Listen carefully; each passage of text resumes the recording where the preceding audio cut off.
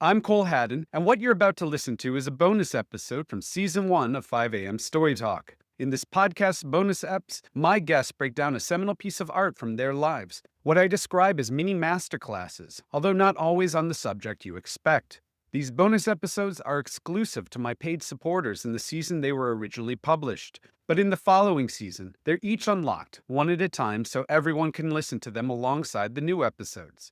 Your paid subscriptions get you early access to these bonus eps, months and months early, but they also help keep the lights on here. In fact, Season 2 of this podcast enjoys several production upgrades because so many of you believe in this multimedia arts and culture conversation. I hope you consider becoming a paid supporter yourself, which you can learn more about in the show notes. Now, enjoy this 5 a.m. Story Talk bonus episode, Story Talkers.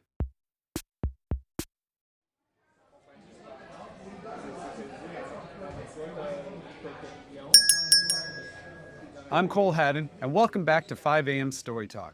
Let's start with a great big thank you for being a paid subscriber. Your support helps keep this podcast in business and growing. I'm here again with Australian director Sophie Hyde. She's behind films like 52 Tuesdays, Animals, Good Luck to You, Leo Grande, and the upcoming Jimpa, and An Ideal Wife.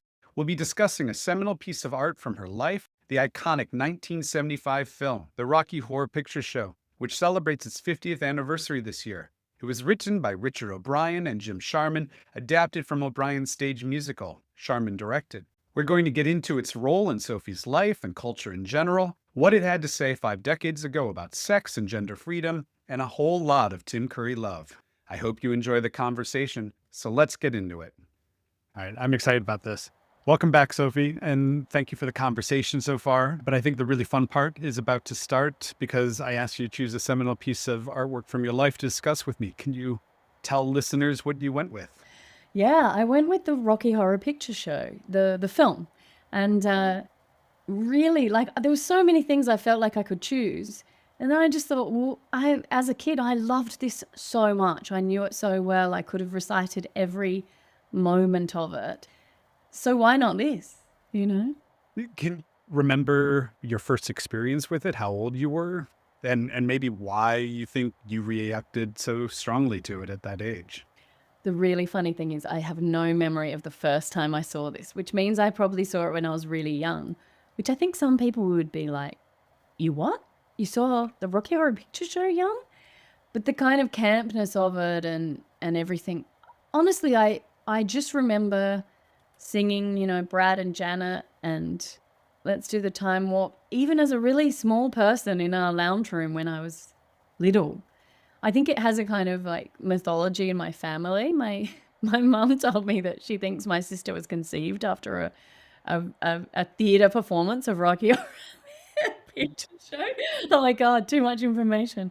So no, I never remember not knowing it. It was just like a thing that we always knew. I guess we had a VHS of it and we played it over and over again. Have you done a midnight showing of it yet? Did they do that in Adelaide? I've never done that. I think my sister has. No, there is one in Ord. My child has been there, and some friends of ours go a lot, but I've never been. I love the film, but it's funny as an adult, I don't rewatch things very often. Like I no longer rewatch stuff. I'm not someone that kind of has comfort movies.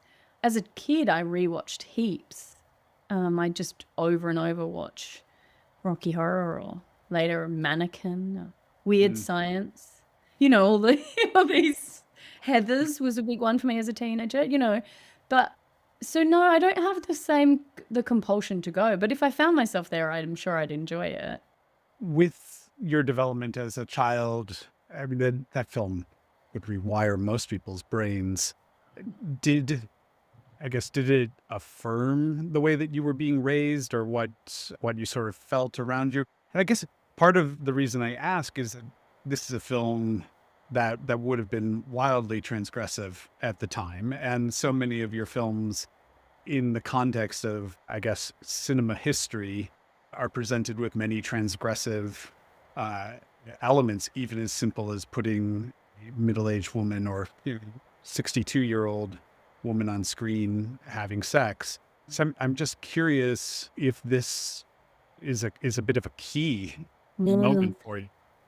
Yeah, I mean, I always loved the idea of pushing and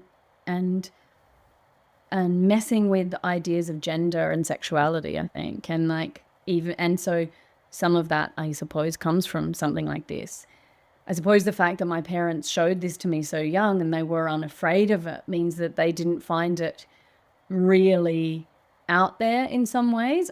I mean, it's out there, but it has this kind of playfulness to it, this kind of camp B grade kind of quality that feels like performance. And so it's like fun. It's like going to a drag show or something, you know? So to my parents, that obviously didn't feel really out there. But there is a lot of sex in it too. And I guess they weren't afraid of that. You know, I don't remember watching anything violent when I was little, and my parents were not into that, which makes sense to me now. But a lot of people see a lot of violent stuff on film when they're young. I guess sex for us has just been an easy thing, you know, not an unusual thing in any way. Yes, my films are, you know, we talk about them being transgressive, but they're very gently so. You know, Rocky Horror Picture Show is so overt, you know, and that's what's so fun about it, is it's so in your face. Here's like the kind of pent up perfect sort of couple, you know, they're so straight laced, and then here's this world that's just not that at all, you know, but they happen to be aliens, and you know, it's so over the top, it's so ridiculous, and and that's what's so enjoyable about it. And I suppose as a young person, what you're drawn to is all of that fun of it, rather than thinking about the kind of, oh, they're actually having sex. You're just like, oh, look at the costumes and and listen to these great songs. It's funny because growing up, sex was off limits in our house. That was what you got your eyes. You go to see Lethal Weapon 2. I remember my parents covering up my eyes, but did not cover up my eyes for all the people being shot in the head, which is itself deeply concerning. But it is interesting that my first two experiences with any type of queer characters that weren't essentially, I guess, somehow in the background or negative, or I mean, there were positive representations, but I'm talking about central storylines were Priscilla, Queen of the Desert, and Rocky Horror Picture Show, both directed by Aussies, which is itself just interesting. But yeah, Rocky Horror, it's just, it is so confronting when you come from a conservative home. So I had the exact opposite experience from you, because that in Bowie came into my life at the same time, and what that does to a human brain. It's so incredible because, yeah, and for me, like I grew up with Bowie and I grew up with Rocky Horror because that was, I guess, my family's kind of culture in some ways. And I think my parents would have been like, well, Rocky Horror is a stage show. Like everyone just goes to see it. Like it can't be that wrong or naughty or whatever. Do you know, I think there was a bit of that. I don't think they would have shown me like a art house French movie with sex in it. But maybe they would have. I honestly, they weren't afraid of sex, and they didn't make it a thing that was like secretive or something to be ashamed of, for sure. That is one thing about them that they were very clear about. Whatever their feelings were about those things, they wanted us to feel free. I mean, I guess they were like 70s and hair and the idea of free love, and they weren't necessarily participating in that entirely, but those ideals were very strong for them. It's interesting. In first part of our conversation, you referenced a search for freedom, and you know that you're saying this now, but in your own life, in your work, and that's Rocky Horror Picture Show to me. It's a world without limits, isn't it? It's a world where both Brad and Janet end up bedded by the same transsexual. I don't know what alien vamp. I don't know what Frank-N-Furter, what his specific role is. Yeah, I know, like it is freedom, isn't it? It's like and I have always wanted there to, but you know, you see those things on in art. For me, I come from like kind of a conservative-ish town. You know, I talked about that. you see these things in art and you explore them and their ideas of them, but then you look around you and what you're seeing is very conventional. And I suppose there's always been a bit of me that's like, we just don't have to follow the same path that's been preordained, for us. And I suppose, that's Jimpar's about this. And that's my dad came out to my mum, just after I was born. That means that they were exploring that from the time I was alive. The idea of what their relationship might be, what our family might look like, how to be themselves and offer us a kind of stability, but also how to live truly and offer us something to model, or be offering us a something to look up to, I suppose. And so I guess those ideas for them were really strong when I was little, without me knowing it at the time. So of course, yeah, your life is so funny what you grow up on, isn't it?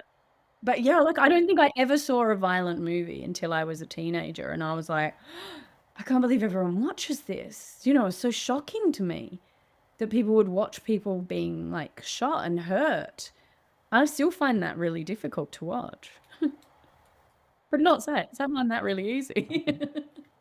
I think certainly with my experience of your work, you can't shed who you were as a child. Your parents put that in you. You can transcend it to a certain degree, but there's still that puritanical part of me that reacts to that. And so it's refreshing, that frankness in your films. Yeah, you don't feel any need to be polite about it. I think that's what I liked about Good Luck to You, Leo Grande, that it just jumps right in and reacts. Leave the theater if you have to, whatever it is, but this is it. Whereas I was raised with, it was just nonstop violence on screen, and Steven Seagal was the greatest, film actor in the history of actors. And so I struggle with that now at 48. The fact that I still don't find it distressing, gunfire on screen. I do to a degree. I mean, I moved out of America because I didn't want my kids to get shot in the face. So I understand guns very well, but they put it in you. You got lucky, though. It sounds like it disturbed the initial family unit, but it produced this level of comfort for everyone involved, which is, I'm sure there were bumps, but it's impressive, and I'm envious. Yeah. It is an amazing thing to consider all of those kind of parts of your early life and what you're seeing, and how comfortable we are culturally with violence being on screen, and how uncomfortable we are with sex and also bodies. Like, I tell you something, there's scenes in Jimpar, spoiler alert, where the teenage child and their mother are in a bath together, and like very just like chatting at other ends of the bath, like debriefing about something, debriefing and true, but like really talking and very comfortable. And people just, they hate it. And I'm like, I don't know if you've been to Japan or Finland or anywhere that people are, nakedness is not a sexual thing, So for me, the idea of nakedness is not reserved for sex. But it's really interesting that we have big responses to those things culturally, when really they're very harmless, but we're afraid of something to do with this stuff, because behind closed doors, a lot of really terrible things have happened between people, But yeah, it's interesting that you said that those films, the other films you referenced, Priscilla and Rocky Horror, of course, both directed by Australians, because I think I've always thought of Australians as not being very about sex in their films, but actually that frankness that we have about things means that you can really explore difficult ideas, I think. To me, like it's also about what you're drawn to, because I'm sure my parents showed me loads of things. Jesus Christ Superstar, Hair, like all of these things, the musicals. Rocky Horror really appealed to me. And I remember going and seeing Bob Down perform, and you might not know who Bob Down is because you didn't grow up in Australia, but he's this fabulous, he's like a game show host, but he's the performance of like a game show host kind of style entertainer sort of thing. So for me, like ideas of gender as performance, which is across Rocky Horror as well, the kind of performative part and the breaking down of that performance have always been really things I've been interested in myself. Is it because I was shown that, or is that just something that interests me? Don't know. Hmm. Fascinating. I wanted to also ask about, it's just musing, but upon rewatching this, I said to my wife, I don't know if there's been a hotter performance than Tim Curry's in this film. Amazing. I don't understand the audacity of it.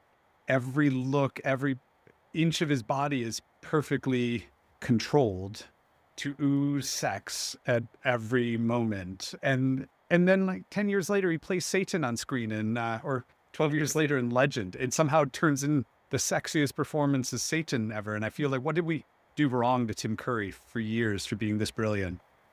Honestly, I was thinking about that too, because I realized that this was like Tim Curry's first film role Mm. or something. And it's like he just bursts out into this perfect performance. Rocky Horror was it was not received well, when it was first presented as the mythology goes.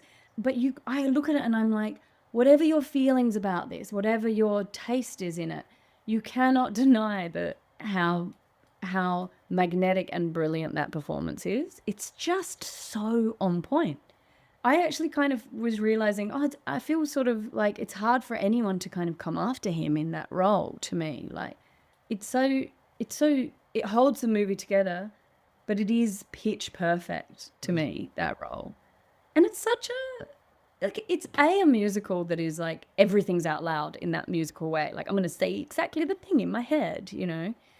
And B, it's like very transgressive, and he's like rocking around in the most, in almost nothing for most of the movie.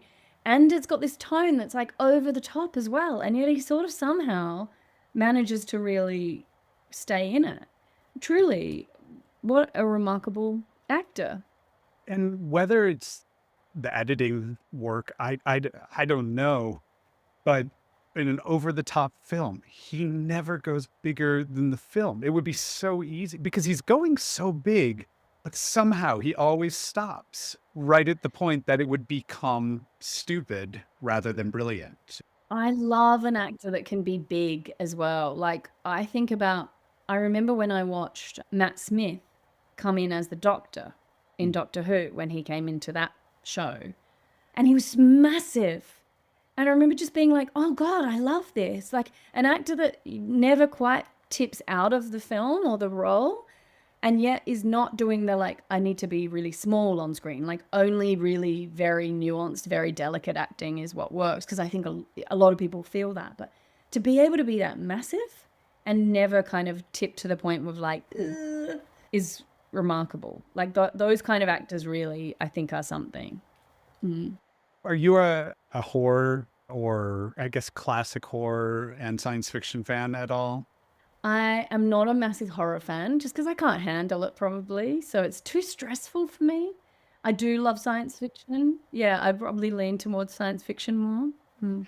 I only ask this because somehow I've overlooked it my whole life. I'm a Hammer horror fan, all the Christopher Lee, Peter Cushing. And I just diving into this, I missed the fact that it was shot at Oakley Court, which is where so many Hammer films were shot. Just the relationship of the film to classic science fiction horror is so deep. Because we take Rocky Horror out of that sort of lineage, don't we? Because it's such its own thing. But it has got these kind of like the same kind of qualities and the same sort of moments in it. And I guess it is a science fiction movie. I mean, I wouldn't call it that, but like it is in that schlocky kind of way that's really Mm. enjoyable. Yeah. Because like I met Little Nell once who plays, oh, my brain's lost the name of the character, tap dancing. Is she just called Little Nell in it? Columbia. She plays Columbia. I met her and we talked about the experience of this, and I've met Jim Sharman as well and asked him about it. And there's such a lot of Australian connection to this because obviously there's those two, and then the guy who wrote it, you know, is New Zealand. So we adopt all New Zealanders as Australian, as you know. But, you know, there was so much, like they kind of created this show, and I think everyone thought it was going to be this amazing thing. And then it kind of was really looked down on.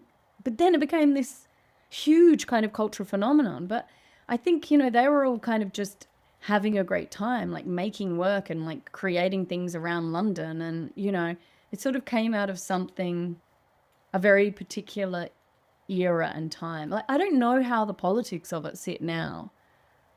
You know, I don't really know. I know that I really enjoy it, and it's kind of extreme, and you kind of just have to see it in its place, I think, something like this.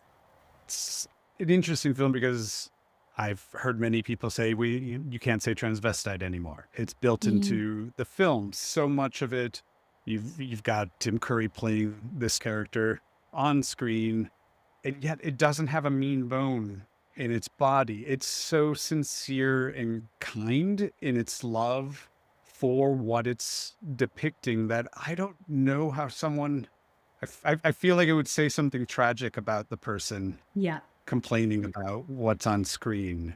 I think it's also like you get to that point now, like there's a lot of people who would still call themselves transvestites, but like everyone has their own terminology. And I think sometimes we get caught up in terminology, right?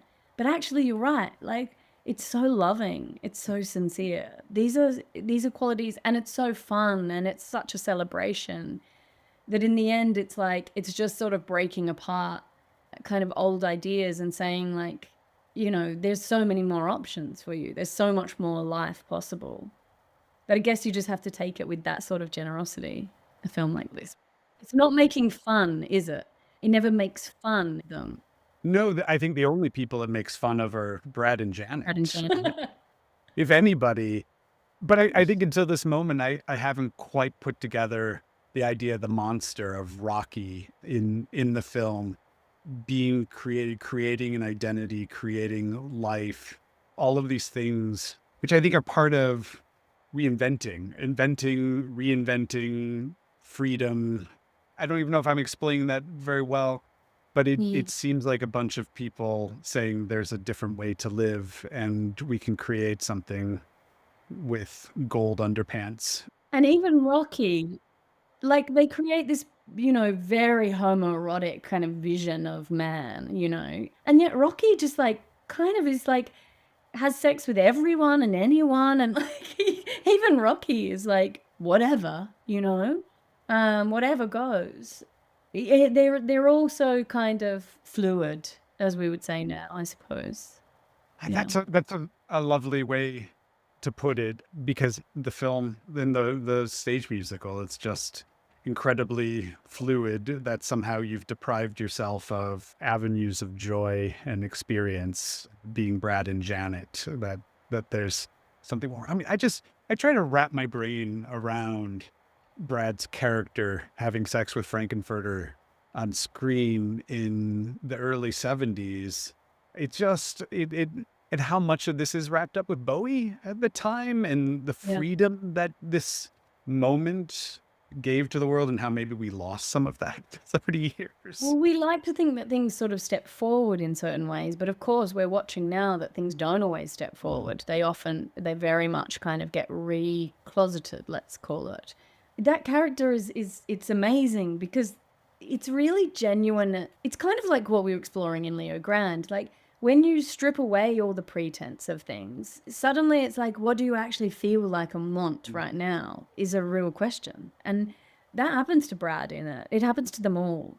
And I think that scene where they're kind of crawling around in the mist, or maybe they're swimming in the pool, and do you know, like, they're kind of having this like total rejection, or like letting go and like death of all the things that they knew and were, and like how gorgeous and sad and freeing it all is. But yeah, we think that like when we were kids, it was more conservative, but it wasn't necessarily. Not everywhere, certainly not in loads of parts of the world. But we like to have this idea, and we like to think that people who are now in their 70s, 80s will be shocked by things. But these are the people that made this stuff and lived this stuff, I guess. You know? Also, your description of the pool now, the use of the word fluid, it's an orgy. I mean, it's, maybe I'm assigning more meaning to that decision than it deserves, but it's an incredibly fluid orgy on screen. Yeah, I just love the sense, I don't think I understood this at all as a child, but that sense that they are just like they are letting go of so many of the things that they have thought were the most important things, and it's crazily explicit in some ways in the film, but it's also really that moment is I don't know, it's beautiful, it's ethereal or something. Absolutely. Mm. This has been a delight. Thank you for suggesting this film. I haven't thought about it in a long time. But if you started singing it, I could probably sing it back, without much effort. Me too. Thank you so much. Thanks, Carl. This has been so nice. So fun. As for you listening, thank you again for your support of 5 a.m. Story Talk. If you have any questions about this bonus episode, make your way to the comments section with them and I'll do my best to answer you. If you enjoyed what you just listened to, rating this episode or podcast with 5 stars, a thumbs up, whatever is appropriate for you, it goes a long way to helping 5 a.m. Story Talk grow. That's it for now. I'll see you next time, my friends.